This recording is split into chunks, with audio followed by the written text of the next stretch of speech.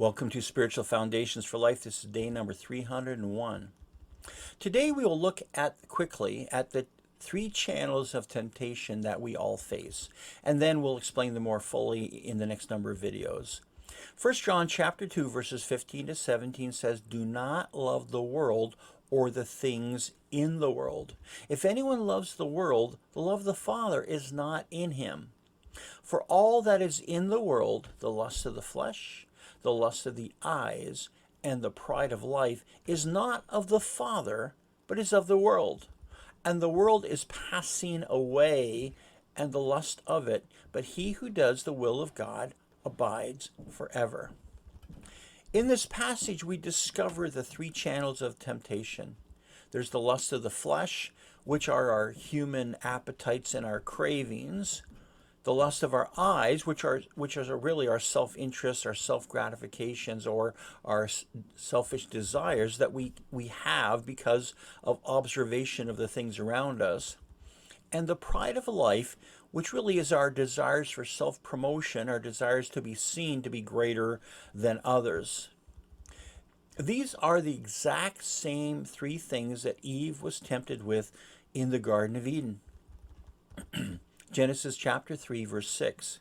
"So when the woman saw that the tree was good for food, that it was pleasant to the eyes, and a tree desirable to make one wise, she took of its fruit and she ate it. She also gave some to her husband with her, and he ate." Seeing that the tree was good for food was a temptation of the lust of the flesh. Seeing that the tree was pleasant to the eyes was a temptation of the lust of the eyes. And seeing that the tree was desirable for making one wise was a temptation of the pride of life. And she caved in to all three temptations, and as a result, she sinned. But these temptations came after Satan had already started to erode Eve's trust in God. In Genesis chapter 3, verse 1, Satan says, "Has God indeed said you shall not eat of every tree in the garden?" This started to erode Eve's faith in the will of God. And today, this temptation is still destroying our dependence on God. In Genesis 3, chapter 3, verse 4, Satan said, "You will not surely die." And this eroded Eve's trust in the Word of God. And today, this temptation is still destroying our confidence in God and His Word. And in Genesis chapter 3, verse 5, Satan says, "For God knows that in the day you eat of it, your eyes will be open, and you will be like God, knowing good and evil." Well, this eroded Eve's practice in the worship of God, as she was being tempted to be like God rather than glorifying God as God. And today, this temptation is still destroying our obedience to God. And this is also the same strategy that the devil tried to use against Jesus in the desert. Matthew chapter 3, verse 4, "Now when the tempter came to Jesus, he said, 'If you are the Son of God, command these stones to become bread.'"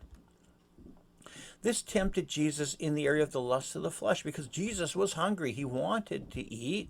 But Jesus instead, he responded by quoting Deuteronomy chapter 3, verse 8, "Man does not live on bread alone, but on every word that comes from the mouth of the Lord."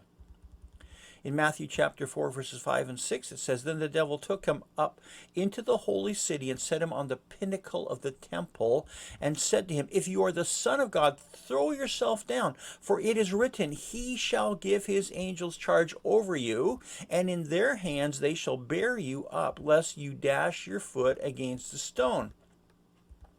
Well, this tempted Jesus in the area of the lust of the eyes, in the temptation to force the angels to come around him, bow down to him, to submit to him unnecessarily. And as a result, Jesus responded by quoting Deuteronomy chapter 6, verse 16, "Do not put the Lord your God to the test." And then Matthew chapter 4, verses 8 and 9. "Again the devil took him up to an exceedingly high mountain and showed him all the kingdoms of the world and their glory. And he said to him, 'All these things I will give you, if you fall down and worship me. Well, this tempted Jesus in the area of the pride of life and offering Jesus great glory if he just turned from his dependence on God to dependence on Satan. And Jesus responded by quoting Deuteronomy chapter 6, verse 13, "Fear the Lord your God, serve him only." Well, the lust of the flesh and the lust of the eyes and the pride of life led to the first sinful action in the world back in the Garden of Eden, and those same three temptations are still with us today. Let's be aware of these two temptations and be prepared to stand against them. God bless you. See you tomorrow for another episode of Spiritual Foundations for Life.